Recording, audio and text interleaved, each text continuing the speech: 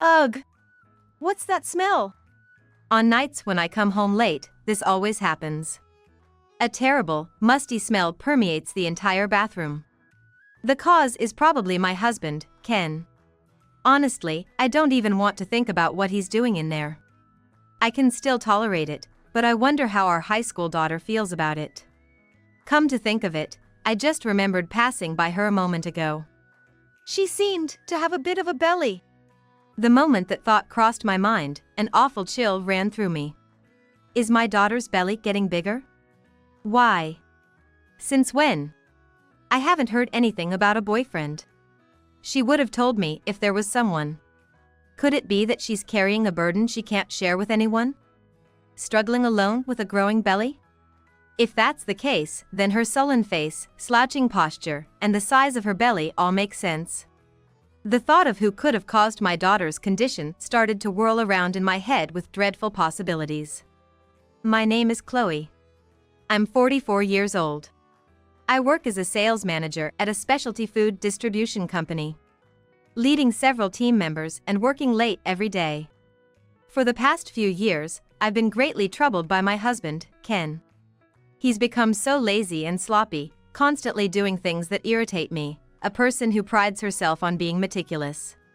When we got married 18 years ago, introduced by a mutual acquaintance, he wasn't like this at all. How cruel the passage of time can be. I can't help but feel this deeply.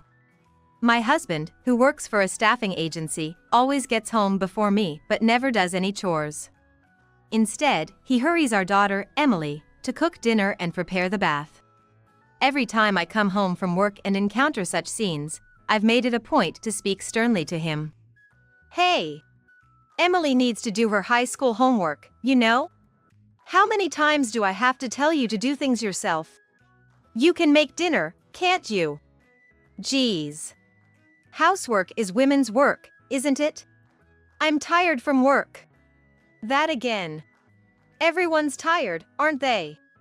About 3 years ago, my husband quit the security company he had been working for, without consulting me. Apparently, he didn't get along with his boss. Afterwards, he said he was introduced by an acquaintance and started working at the current staffing agency. Serves them right. I'm making more than I did with the security job. Quitting was the right move. I remember him being jubilant. But the job at the staffing agency turned out to be not so easy. There's a quota for increasing the number of registrants, and it seems quite difficult to achieve. There are plenty of other things to do besides acquiring new users. In any case, it's busy. My husband, being a mid-career hire, seems to be falling behind his colleagues quite a bit. Unfortunately, many of his new co-workers have childish personalities, making him an easy target. He's constantly picked on by everyone. Used by younger seniors, mocked behind his back as useless. It's been a too hard day today. Those jerks. Just you wait and see. Always pulling childish pranks. My husband has become increasingly irritable. After all, he's always been the type to keep things inside. He's started to vent the stress accumulated at work at home. Hey! What's up with dinner? I told you to have it ready before I get home. My husband always yells this at our daughter, Emily. Emily is our only child, and from a parent's perspective, she's quite shy. That's probably why she's an easy target for him. My husband is always snapping at Emily. How many times do I have to tell you to take care of the house before your homework? Huh. Hey. How many times do I have to tell you not to blame Emily? Her studies come first. Household chores are secondary. I've told you this. Make your own dinner. You're spoiling her too much, that's the problem. My husband can't argue with me. Though we work in different fields, I earn significantly more and hold a higher position. It's not that I want to lord it over him, but I have to stand up for my daughter. My husband yells at Emily, and I defend her against him. This is the daily routine of our family. At that time, I couldn't even imagine my husband doing such things to our daughter. Things clearly changed with my husband about 2 years ago. By then, the stress he was facing at work seemed to have escalated significantly. He often had bags under his eyes from lack of sleep, and he would mutter to himself a lot. Those bastards. They're really underestimating me. Just you wait, I'll show them. One day, I discovered something shocking on my husband's head. There was a spot on the upper part of his left temple where the hair had completely fallen out. After I pointed it out, my husband rushed to the bathroom and yelled out in anger. A dime-sized bald spot. It's all the fault of those jerks at the office. Damn it. Maybe you should see a doctor. And talk to your boss. My boss is a jerk too. What's the point of talking? Eventually, my husband started saying he wanted to quit the staffing agency. I objected. Before quitting impulsively, I wanted him to find something else first. Sending Emily to a good college, saving for retirement, and covering our daily expenses. My earnings alone are nowhere near enough. There's no way I can let my husband quit his job. Every time I plead with him, he would scratch his head in frustration. What do you want me to do? Am I supposed to just keep feeling miserable? Huh. Nobody's saying that. How do you even get to that conclusion? If he's being harassed, he should push back with the proper channels. Nowadays, there's bound to be a compliance office at the company he works for. Complaining without following the proper procedures is just foolish. Even after I said this, my husband, who's usually quiet outside, seemed unable to do anything. He continued to bring the stress from work home, venting it out by shouting. Maybe it was better when it was just shouting. Gradually, he started drinking a lot. On weekends, he began gambling on slot machines and horse races. Needless expenses increased, and the atmosphere at home got worse. He started going out more often, and our money kept dwindling. It's probably because I looked worried. One day, a friend, concerned about me, offered to help. She said she'd listen to any troubles I had. It was necessary to have some idea of where and what my husband was doing. Grateful for my good friend's offer, I asked her for a favor. Later on, that would turn out to be a great help to both my daughter and me, but that's a story for later. One night over the weekend, while I was washing dishes in the kitchen, I could hear my husband's yelling from the living room. There was the sound of glass breaking and Emily's scream. When I went to check, the room was a disaster. Broken glasses, scattered peanuts, and various other things were strewn about in a mess. In the midst of it all, my husband was yelling at Emily, who was crouching down and covering her ears. His speech was slurred from alcohol. I couldn't understand what he was saying. When my husband tried to step on Emily's back, I quickly grabbed him in a bear hug and pulled him away.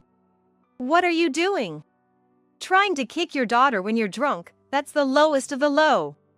It's her fault. I was enjoying my drink, and she had to bring her study stuff into the living room. It ruins the taste of the booze, doesn't it? Are you even listening?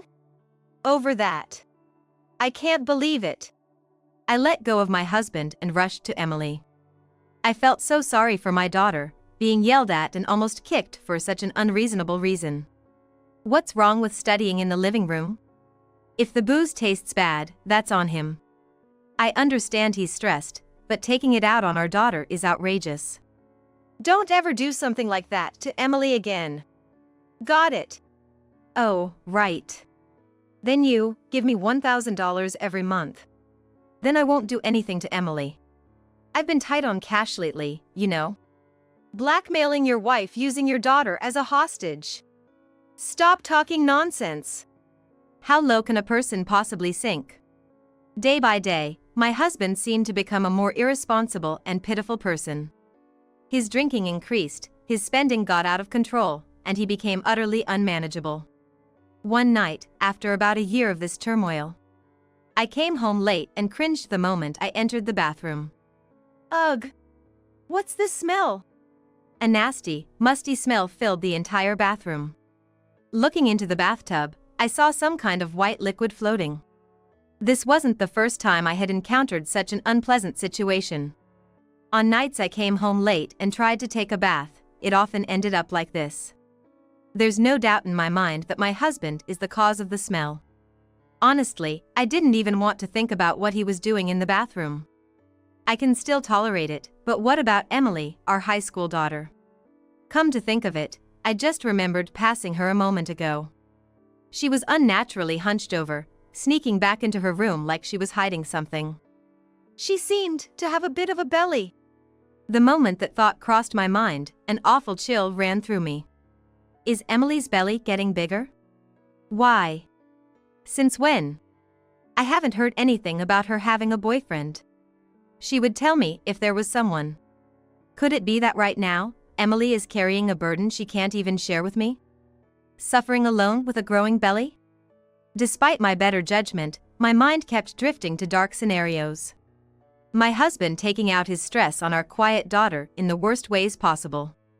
The pitiful image of my daughter, subdued and voiceless against his advances, flashed before my eyes. I shook my head hastily. I couldn't bear the thought of something so horrifying happening. But then, what was the cause of Emily's apparent pregnancy? I was scared to find out. Several months later, Emily unusually complained of feeling unwell. Our daughter has always been the quiet type, but physically robust. Since she was little, she hardly ever fell sick.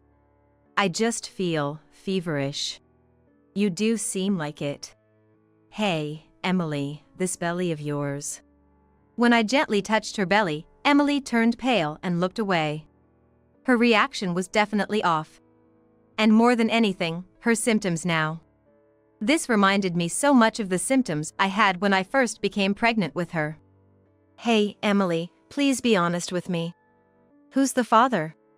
It's Mom, She couldn't finish her sentence. She just slumped down and started crying out loud. I decided not to press her further and took her to a nearby OB/GYN clinic. Even while we were in the waiting room, I tried to get the father's name out of her. But no luck. Emily just kept her lips sealed tight and shook her head. The doctor who saw us was a man named Dr. Smith. As he did the ultrasound, he said, "You are pregnant." It was as I feared. I wondered who the father of the child Emily was carrying could be. The smell in the bathroom and the white liquid in the bathtub came back to my mind. Could it be that I had gotten Emily pregnant? When I shared my terrible imagination, Dr. Smith chuckled lightly. Everything will be fine. Sperm can't survive in a bath. They're too sensitive to heat. It's impossible. Getting pregnant just from sharing the same bath? That might be true, but... That's when it happened. Dr. Smith, seeing Emily's face clearly for the first time, widened his eyes. As if he had just realized something. He turned pale. Emily, too, seemed shocked as she faced Dr. Smith directly. I had an intuition that these two knew each other. I demanded an answer on the spot. The father is... I think it's this man. Emily said something unthinkable. Dr. Smith turned even paler. The nearby nurse was taken aback. His breathing became more and more labored.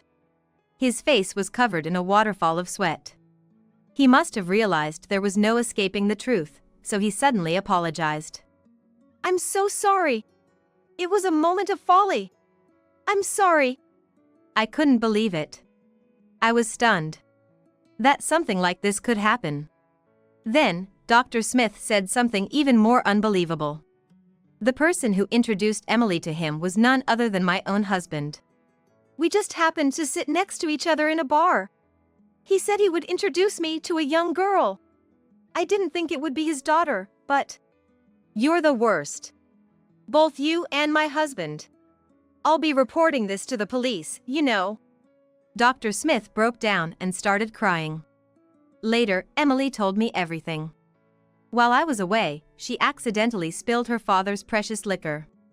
Then he flew into a rage, saying it was liquor worth $10,000. That's a lie. There's no way he'd be drinking something that expensive at home.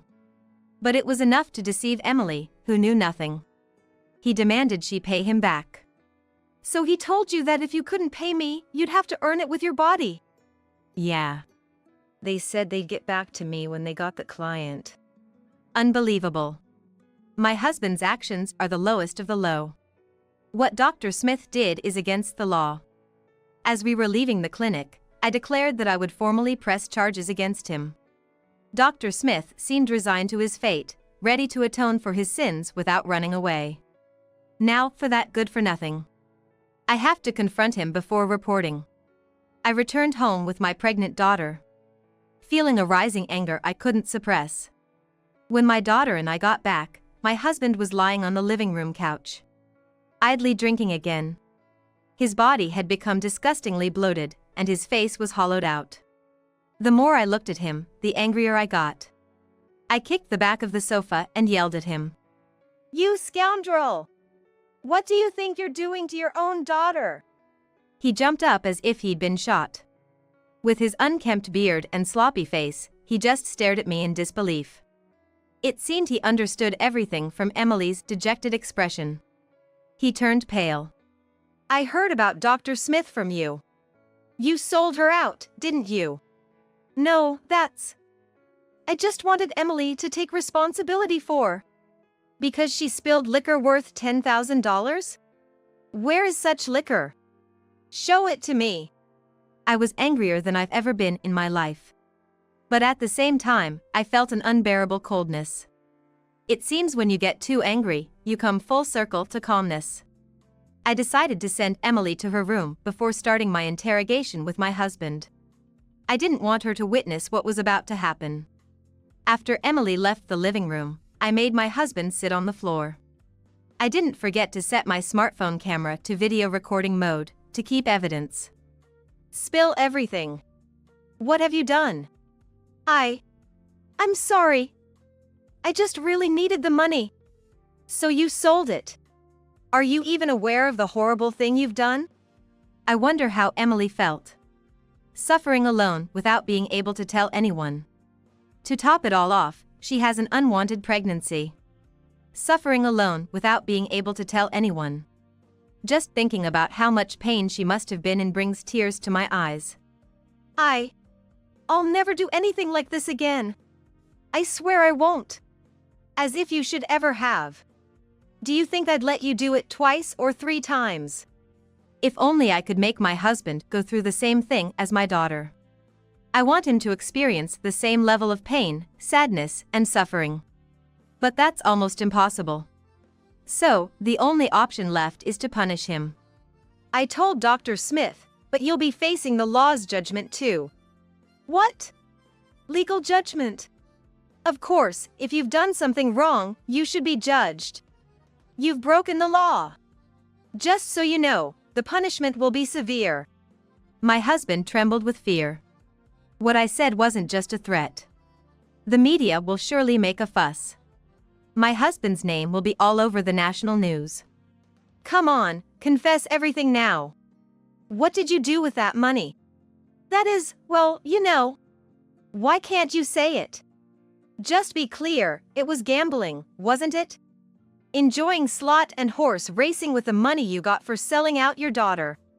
That's it, right? How did you know about that? My husband was astonished, but it wasn't surprising. I had expected as much, and had some evidence. A friend of mine followed my husband and took photos as proof.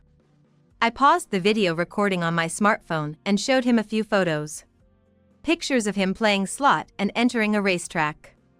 What? When did these? You didn't notice, did you?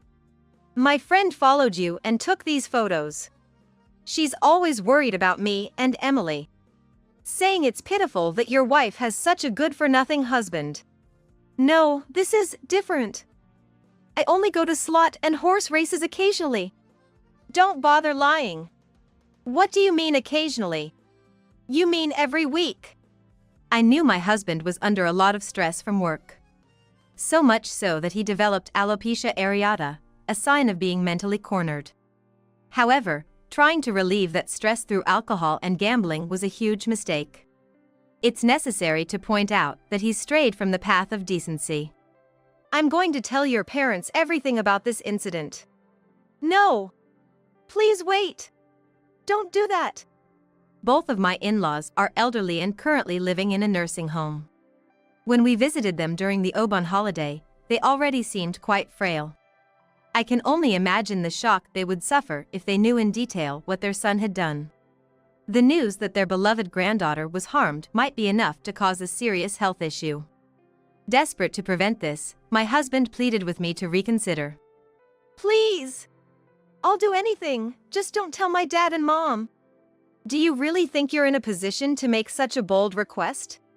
Do you not understand how angry I am? No, I understand. I get it. My husband kept apologized. I had no intention of easing up on him. I was done with him, completely disgusted. It's time to bring up that matter as well. Hey, what else are you hiding from me? No. What do you mean? I'm not hiding anything. Still lying. You've been cheating, haven't you? Didn't I tell you my friend was following you and digging up all sorts of dirt? What? She investigated that too. I had saved this information for when we would eventually divorce. My husband had been having an affair. The other woman was married too, apparently the wife of a corporate executive. Reading out the name and details I had noted down about her, my husband started to tremble. No surprise there. The affair partner's spouse is known to be quite intimidating in the industry. Mr. Williams is quite well known, I hear. He has connections that shouldn't come to light, even under police surveillance, right? And you went after his wife. No, it's different. It wasn't me who initiated. She came on to me and one thing led to another. Can you stop playing the victim? You knew all about her background and still went to meet her multiple times, didn't you? And you took money from her each time, right? My husband had no comeback. His affair partner was quite wealthy. Moreover, her husband often goes on business trips abroad. My husband was called over during those times to continue their affairs. Once outside, he becomes a coward, unable to resist anyone's commands. That's a bad habit of his. Probably, it got the better of him this time. To me, it doesn't matter who initiated the affair. Of course, I know her address too, you know? I'm planning to send a certified mail and demand compensation. I'll try asking for $40,000, just to see. With that amount, her husband will surely notice. Please stop! If her husband finds out, my life will be over. Don't be so spoiled. Because of you, Emily's life has already been turned upside down a long time ago. You're prepared to take responsibility, aren't you? I'm sorry. I'm so sorry. He should apologize to Emily, not me. She was given an unwanted pregnancy despite being in high school. She's quiet but surely scarred inside. Scars for a lifetime. No matter how much he tries to atone, those scars won't disappear. Later, I called Emily into the living room and made my husband apologize to her. Now, for the final touch. I have to get him to sign the divorce papers I prepared. As I spread the divorce papers on the table, my husband shook his head vigorously, saying he didn't want a divorce. Please! I'll do anything, just not divorce. How am I supposed to live if you abandon me? And I have debts. You finally said it. Right? You have debts from gambling, don't you? How much in total? About $30,000, I think. I could see Emily was speechless. A debt large enough to be extracted from a child. And all wasted on gambling. Naturally, I had no intention of continuing a marital relationship with such a good-for-nothing. No matter what you say, I will definitely divorce you. Oh yes, I'll also be demanding compensation for the affair. Compensation!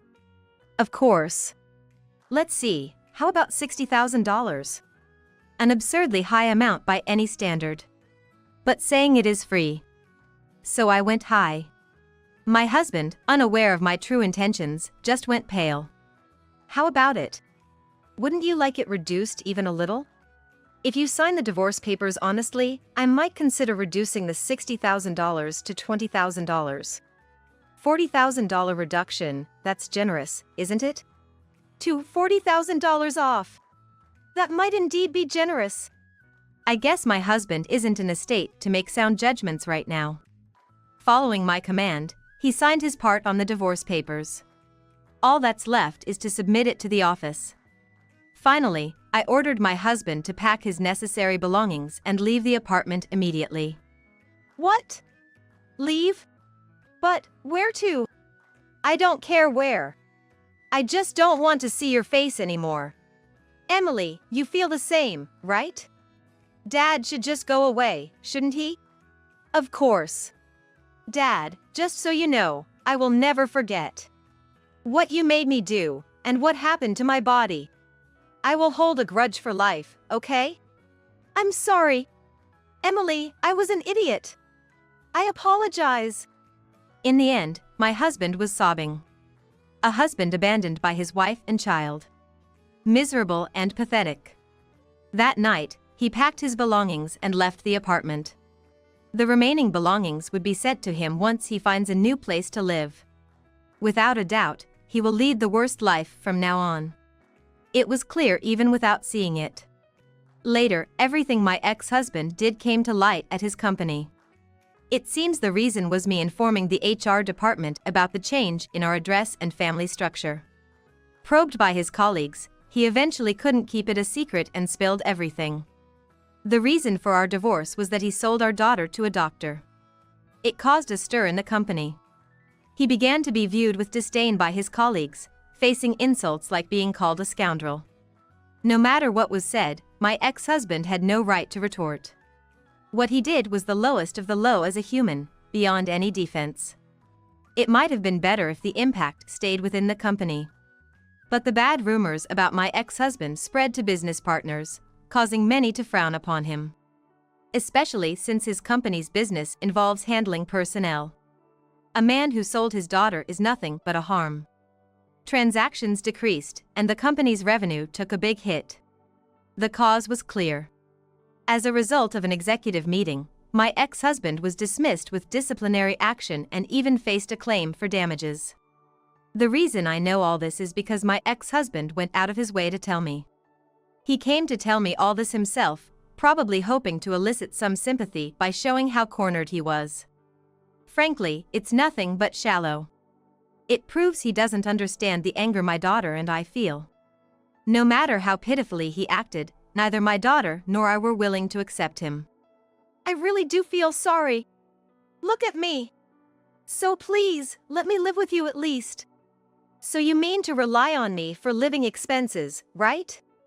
I don't know what job you plan to do, but you intend to use your earnings for paying off debts, don't you? Isn't that right? But if I don't, I'll be stuck in a life of debt repayment. How spoiled can you get? A parasite to the core, huh? Deal with your own debts. It's your own making, isn't it? You reap what you sow, right? Emily didn't even come out of her room. She absolutely didn't want to see my ex-husband's face, which is natural. Honestly, I felt the same.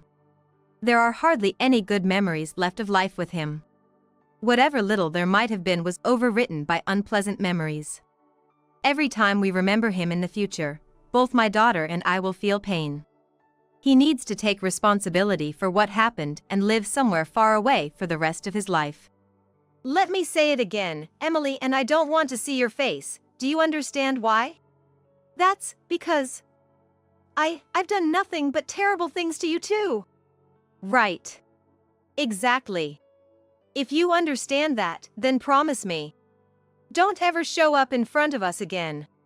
If you come near again, I'll file for a restraining order with the court, okay? My ex-husband looked like he wanted to say something else. But he must have realized it was futile. He slowly turned his back to us and left, heading towards a future overshadowed by debt. No one will be there to help him. The more miserable and lonely his back looked, the more a sense of relief washed over me. Later, Dr. Smith received a 2-year suspension of his medical license, and his clinic was closed. I don't know the details of what happened to my ex-husband, who ended up being condemned by everyone and drowning in debt. There are rumors that he's lost everything and is now living a meager life through part-time jobs somewhere. We decided to send the life that was beginning in Emily's womb back to heaven. It was truly regrettable and heartbreaking, but there was no other choice. Neither Emily nor I were ready to welcome a new life. How this series of events changed her, I wonder, but Emily seems to have become stronger. The fact that she continues to attend the same high school even after being discharged from the hospital is proof of that. I had thought for sure she would want to transfer schools because of the embarrassment and pain. It's strange, but I don't feel that embarrassed. I also feel like I don't want to run away from what I did. I want to become stronger by the time we can welcome that child again someday. Emily. Right. I understand. Your mom will support you with all her might. Emily suffered the most through this ordeal. If she can stay positive, there's no way I can afford to be down. While protecting my beloved daughter, I vow to become even stronger than before. And, after all the hardships we've faced, my daughter and I will become even happier. I truly believe this from the bottom of my heart.